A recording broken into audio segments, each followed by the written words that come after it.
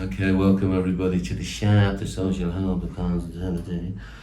We're not in S.H.O.P, we're in the social hub. No, the other social hub. Well, we can do. We're in the art room. Kandu Arts for sustainable development. Sam, don't look at me like that, thank you. Anyway, a lot of people here recognise it here, but here, there and everywhere, recognise this wonderful man. We've done a lot of collaborations recently, very proud to say, and hopefully we'll be doing a few more.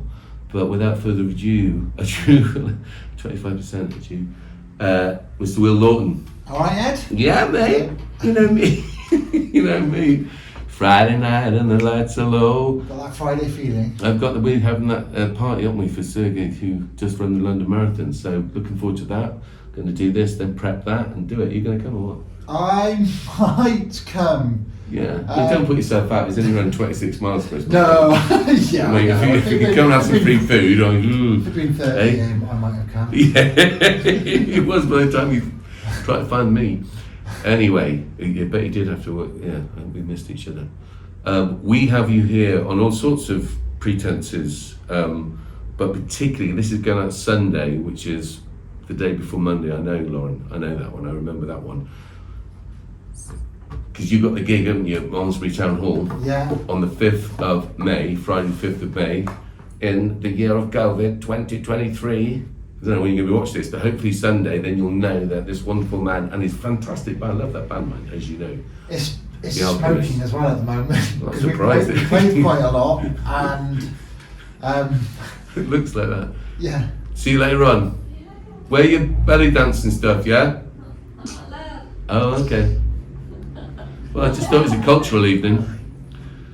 No, it's good. It's on fire at the Yeah. moment because we've been playing Yeah. quite a lot. So, and this is a release gig. Yeah, As well. EP. So it's our EP release gig, and we've been thinking a bit more about, rather than just getting that rocking up to playing our songs. We've been thinking a little bit more about how we present ourselves and how we move the set and how we link the songs together. And we've been thinking about stuff. But it's good. Every rehearsal we've had has had a good vibe. So it's looking forward to it. When you say EP, because we obviously have discussions about this, about our other collaborations. Yeah. How many tracks? 3. Cool. Okay. But they're each about. But they're really good. They're about 8-9 minutes long each, so it's quite. So it's actually It's quite a lot of it's an music. LP. It's It's a long player. Yeah, it is. yeah. They're that. But people think it's the songs. It's the length of the actual listen, isn't it? That determines it. I think it's the number of songs. Is it? Yeah. Well, you would According have. to Spotify, you got Is one that how song they is do it? single. Yeah. Are you putting it on Spotify? Yeah, because we haven't. Yeah. What's it called? So people out there Alchemy. can. It's called Alchemy. So and it's a 3-track EP, Yeah. and it's released under Will Lawton and the Alchemists, and we really love it. good now. I'm sure. It's No. good. That's Because we've been going for about 5 years now. Yeah. Maybe even longer. In fact, we've been going longer than that. We've been going nearly 8 years since I first started playing with Weasel, and then it's grown. And to begin with, it was my songs. You can play. You come along, put your musical interpretation of what you can bring to these songs that I've written. But over the as we've gone on, the songwriting process has become more Wicked.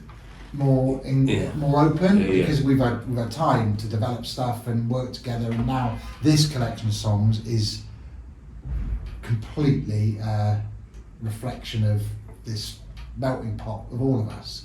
So it's not me with my songs, it's us with all these different experiences and musical genres and all that stuff, pulling it all in and Like a musical alchemy. Exactly. That's what it is, isn't it? That's exactly what it But is. it's special because people, I think everyone could potentially be musical, creative, sing. They don't care what it sounds like. Obviously, you've heard my voice. I definitely don't care. But the idea of being able to freestyle and/or collaborate and/or improvise with other musicians, let alone the ones that are in your band, is actually rarer than people might think. So what I'm saying is, my son Tom went to BIM in Manchester, and I said, look, I got really shocked when I went to drum college. I thought everyone was going to be like me. Imagine that. I thought everyone's going to be like me. Hey, wait a minute, you people, you're kind of sensible and conventional. What's going on here? That we're supposed to be radical. So don't be shocked if actually you don't come across anyone who's like-minded, bizarrely, even though you think, surely that, yes, you might not. You'd be lucky to form a band. He formed a band, a fantastic band actually, New Luna. They were really good. Yeah, I've heard New Luna stuff, yeah. But they change configuration as all bands sometimes do. Yeah. But we're able to get to a level with their collaboration and what have you. But in reality, I think that was not every person that went to that university that year or those 3 years formed a band with that amount of integrity, etc., etc. What you've got to come about in a different way. But it takes a long time because you can't make it happen. It has to happen organically. Yeah. That's and the it thing. just has to you happen. Can't force it. You can't say we're going to do this. No, you've just got to wait for the right people to come across your path in life, and then you've got to connect, and then the situation's got to be in life has got to be all right. In one hand, my kids are getting older, but Buddy and Weasel have got young children, and in one way that's a nightmare because how can you commit to anything when you've got young children? But at the same time, it actually really works well because they're not going anywhere. So they're there, so the band can actually stay. No one's going anywhere. No one's going to suddenly say, "Oh, I'm going off to Portugal for 6 months to go and work on a kibbutz," because it's like no, because your kids are in mainstream education now. So that's you stuck for the next 14 years. Yeah, although that's interesting because I was actually on tour with my band, and Sue, the mother of my boys, Tom's mum, Connor's mum, Shay's mum, was we'd had Connor and she was pregnant with Tom, ironically, and we were doing a 4-month tour, and like the rest of the Shanakees, the band had given up all their houses and stuff. I still had my wife and child and one on the way in London, and we were travelling. I'm laughing now because we were travelling to a gig on the outskirts of Paris, and the van broke down. We were being towed, so we were essentially being towed. And this amazing, I was lucky. So you're a great musician. On your own, with whoever, with anyone that you collaborate with, you are of an amazing standard. I was never that, as you probably worked out from my basic songs. However, I would love being around great people, and I would do basic songs, basic melodies, and they would just gild them. And it wasn't about gilding lilies, it was making a silk purse out of a pig's ear, really, in a lot of ways. So we're in the back of this thing, we've been together a few years, we're in the back, and obviously we've got this record company that we've been formed around our band, a promotion company in Paris, and it's bizarre how that came about. Anyway, we're being towed, and Phil Martin, check him out, what an amazing musician. He's still touring now, it's amazing. He said, he was a very gentle way of talking, he said, "Hey, old chap, do you think it's a good idea for us to be on this tour when Sue's heavily pregnant with your second child?" I went, "Well, Phil, I don't want to be the guy that says to them when they're off trying to fulfill their dreams or not give them a template about how that might actually, pan out. When they leave home, they won't be turning to me and I'll be saying to them, oh, I could have done all that if I hadn't had you. So I'm going to lead by example," which was ironic considering we were being towed in the back of a broken down thing to the outskirts of a small, whatever gig, but that wasn't it. If we were getting paid, we were professional musicians, it was amazing. But I got it from him, he didn't have kids. It's like, is this what we should be doing? It's like, geez, the only thing we should be doing. Same thing with Mum, she said, I don't get it. You what? You're going around playing music. What about your job? I'm going, here's my job. She's, what? I go, I'm getting paid for it, Mum. Yeah, and I'm sending the money back to Sue, and obviously we come back and forth, and Sue will come over. It's not we're not separated. She said, but she's pregnant. I said, well, about it. Dad was in the RAF. He went away for a year. When one of my sisters, you know what I mean? So that's his job. I said, my job. It's tricky. When I got married, I was just before that. I was living in Cornwall, pretty much basking. Didn't bring much to the married table, really. But then, when we were pregnant with my first, I did think this is going to be quite a brutal ride if I stick to this purely musician lark. This is going to be hard. I it never got pushed completely aside, but I had to focus on, I was actually running events for quite a long time, because I could just make money with it. And I did make a conscious decision to like have to pursue something else in order to just get the family up and going. But music's like this thing that just, you cannot put it in a bag, you can't, I couldn't hold it down. It's like it just keeps pushing, pushing. And then, fortunately for me, I've had good musicians around me, and we've managed to keep my music projects going throughout all that time. And I've got an understanding family. I don't know if it's understanding. They just accept that this is part of who I am. Take that away from me, and I'm puddle of slime probably on the floor, and that's it. There's an image for you at home. You watch. It's who I am. But then for me, then I had this strange twist in life where the whole music therapy side came into my life, and it was like, hold on, there's a way I can actually get some stable income using my musical skills, helping people as well, which is actually quite rich. A rich thing to be able to do in terms of enriching your life, enriching my value, life, yeah. The events side and all that other work I was doing has been able to just drop away and fall away, and this has risen up. I find myself in a position where my children are now going to university, and at that stage of life, and I'm able to all of my income is now coming through some form of musical means, which is quite amazing. I didn't think I thought you had to have singles, you had to sell your music, and you had to hit it big, and you had to do all that in order to make. But no, it's like mine's taking a different twist, probably more worthwhile in terms of a life, the way that a life to live. They like it. They like it. That's rich. That's got value, mate. That's got value instead of being a sellout. But it's not easy. Like trying to keep that music thing going through raising a family is quite a tricky path to walk. I think. But you push it away and you're denying yourself. Like you were saying, you've got to be careful because you don't. You know, when I met Sue in drama college. Yeah. So that's kind of handy. Yeah. You know, she also was fantastic. She was an actress. She went to America, did not when we had kids, but when she went back to do that work, she worked similar thing. She worked with Geese Theatre Company, which worked in prison and probation, using theatre acting, the creativity to look at how to amend kind of a cognitive behavioural type of creative insert, but showing it kind of Auguste Boal, sort of forum theatre as well, so people, all sorts of scenarios in all sorts of settings. So it's really powerful. I was really reluctant. I thought, what do a bunch of middle class people who've never been criminals or never been violent, never been there, what do they know? But of course, darling, they're actors and they were amazing. So she did that.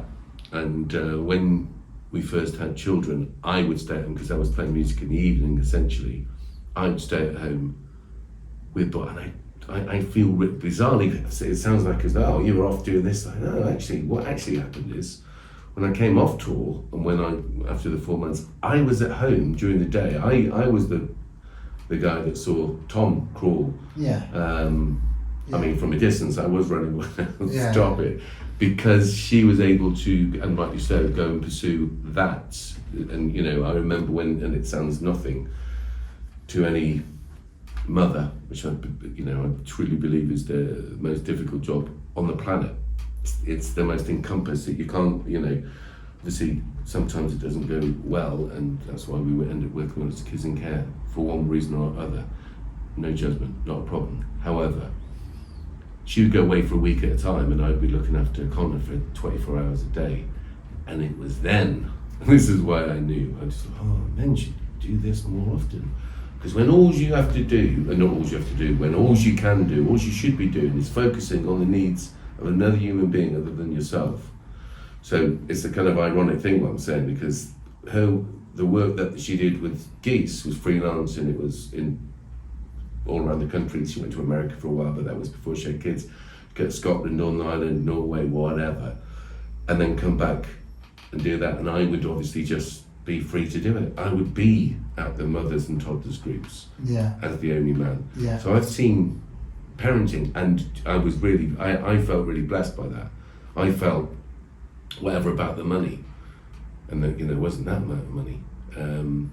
I'd done loads of full-time, I'd been a bouncer, I'd done all sorts of stuff just to earn money pre that, but actually got to a stage where it's like, when we had a balance, but I think that was partly because we had met at drama college, so that was always going to be on the cards, surely, that we both anticipated making a living. That was the life we'd both be kind of committed to. Yeah. Couldn't have done most of it without it, to be fair. I mean, literally any of it, I should imagine, if I really put my mind to thinking, yeah, Sue was actually did all that support, all that raising the kids, the main carer is so important, and if you can share it. Did you get to spend time at home? Yeah, I've been there throughout all of mine. Yeah, I've been there. I've been worked locally. I've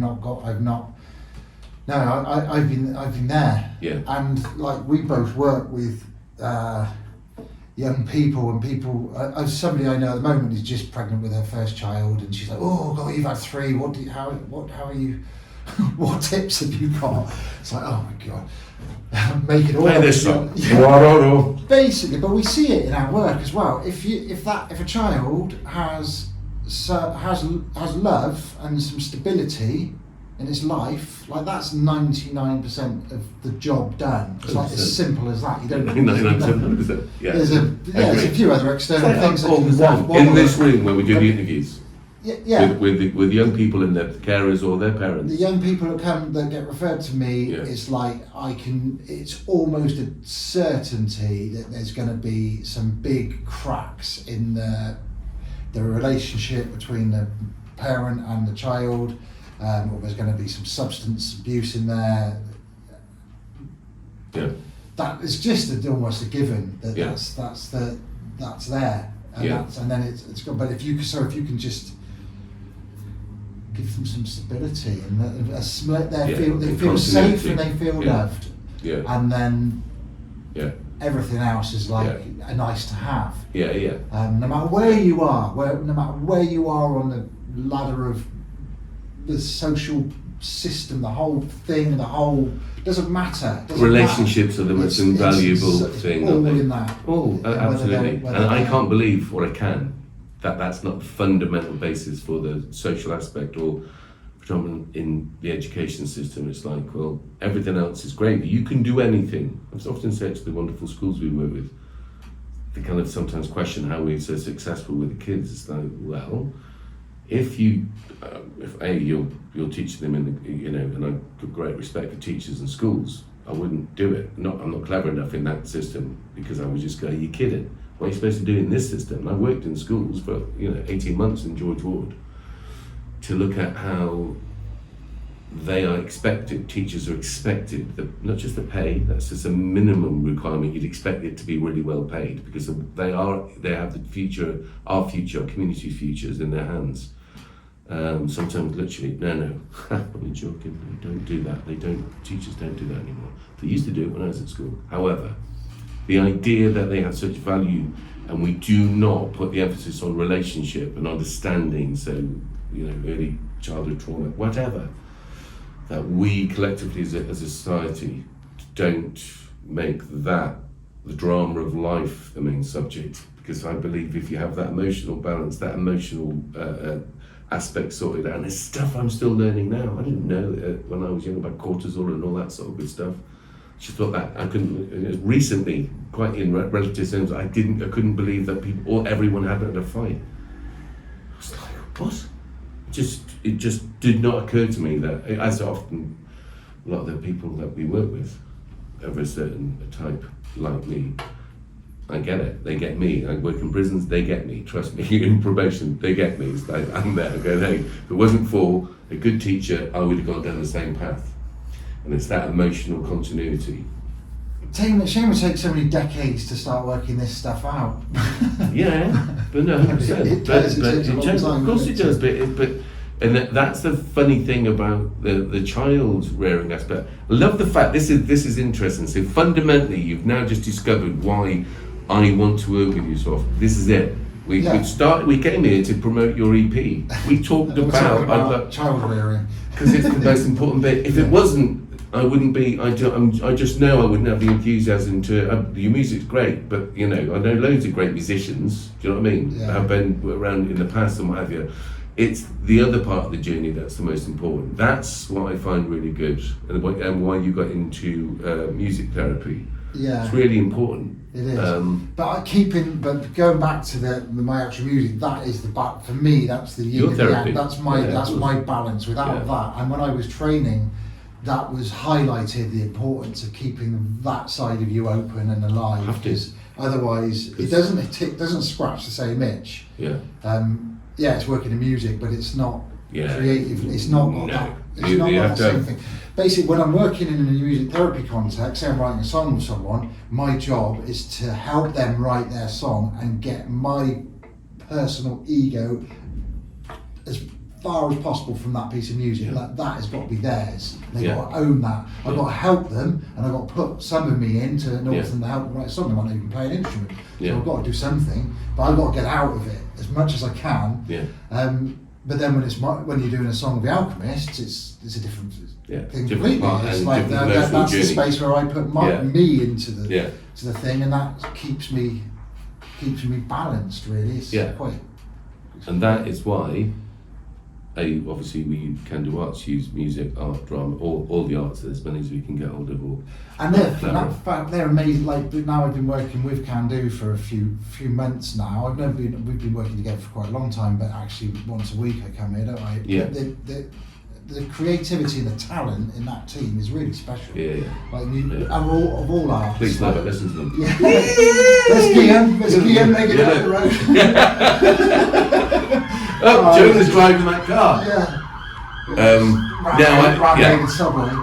Yeah. No, but there's a really it's an amazing collection of very, very talented people. Yeah. It's really talented people. Yeah. In all artists, writers, 100%. Musicians. It's not a prerequisite, bizarrely, but it's handy, isn't it? Yeah. Because I've said this to you before. You know, why we do this? Well, the kids we work with, the families we work with, and you've seen it, and I can't mention the person's name, but when that person was playing piano with you, and I said, "Oh, you know that Will plays, and we should go and see it. In fact, we could try and make something happen for that up and coming gig."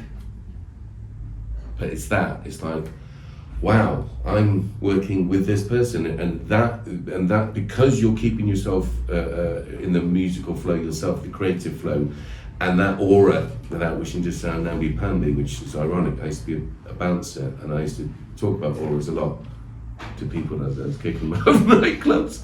Point being, hey, don't like her aura, get out, or smash her face in. But the idea that they can work, and perhaps Tom was brilliant like this. Tom Deedigan was the same. Yeah. He would just totally do songs in there as if they were his band songs with the young people.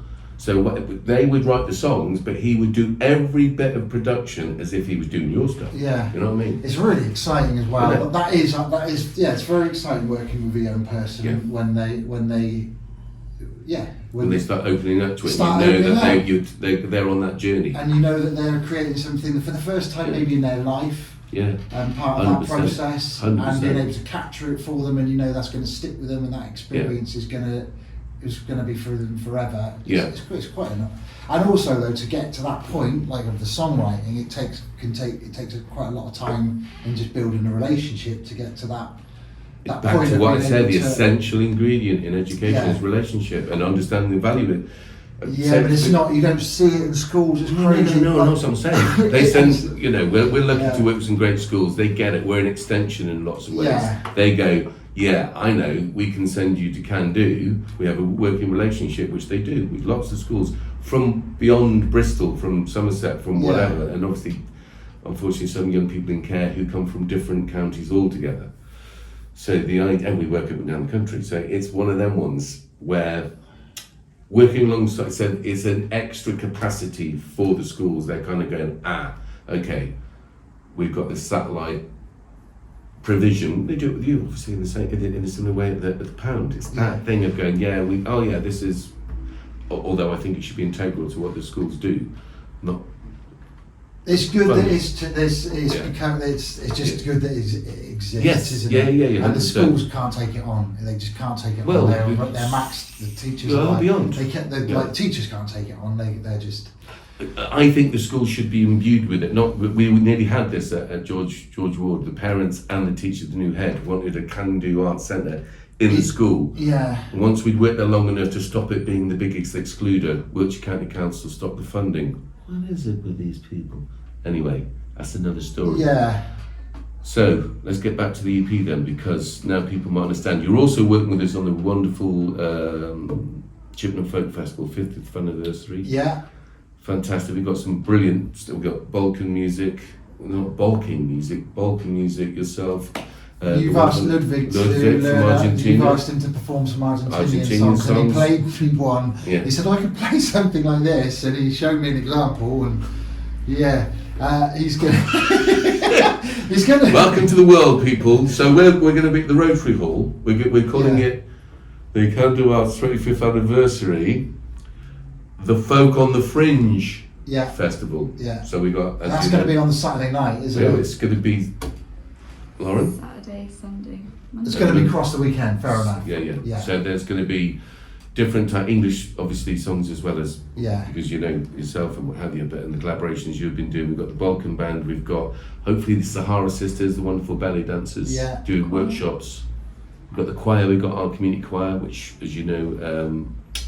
The Pound have helped, the Pound Art Centre in Corsham have helped us do those fundraisers. So that's happening. So that we have a Ukrainian, Polish, Catalonian, Croatian, Argentinian, and English. An Irish and a Monday. So we're doing all that.